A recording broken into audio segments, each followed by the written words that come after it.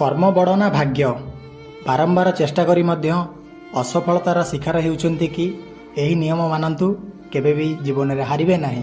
बंधुगण कहीं बहुत परिश्रम कला सत्वे सफलता मिले नहीं। आजिर समय अधिकांश लोकंक धन संबंधित सुख पाइबा अधिक परिश्रम करने को पड़ुछि। तथापि बहुत कम लोक बहुत परिश्रम कर सारिला परे मध्य निजर परिश्रमर फल पाआंती नहीं। एपरि काहेकि हुए? एपरि काहेकि हुए ना सही व्यक्ति जो परिश्रम करू सही परिश्रम सही काम को आधार करी ना आउ किछि, तेणु सेमाने आवश्यक अनुजाई फल पाई पारंती नहीं। प्रत्येकटी व्यक्ति को किछि कामरे असफल मिलिथाए एवं किछि कामरे सफलता मध्य मिलिथाए, कारण असफलता ही हेउची सफलतार चाबिकाठी। असफलता जो रूप में आसी थाए सफलता ताहार दुई गुण होई आसी थाए। तेणु असफल होई कदापि हारी जाओ नहीं। अपेक्षा कर, कारण अपेक्षार फल सर्वदा मिठा होई थाए। उचित मार्गर आदर्शरे सफलता पाद छुई थाए बोली जानी रखिबा उचित।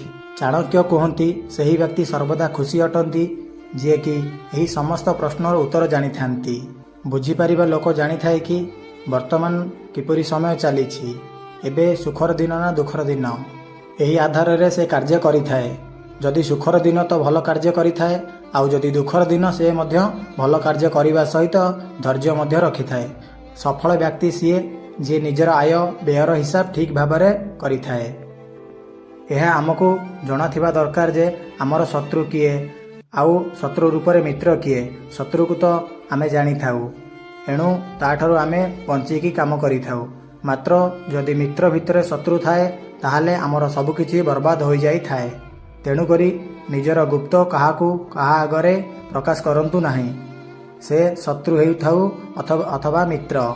तेणु सर्वदा जगी रखी काम करिबा उचित। यह सहित एक कथा को मध्य ध्यान दियंतु जे प्रकृत मित्र हेउचंदी सीए जे कि बंधुंक विपद समय रे छिड़ा होई थाए। जदि भूल रे मित्र होइथिबा शत्रु ठारू सहाय्य नेबे ताहाले निजर काम सबु पानी फटका भली फाटी जाए। तेणु भल और खराब लोकंक प्रथमे ठीक भावे चिन्हिबाकु चेष्टा करंतु, जीवन में सफल होई पारिबे। आमर भिडियोटी आपण मानकु भल लागिथिले आम चैनल को निहाती भाबरे सब्सक्राइब करिवे। धन्यवाद।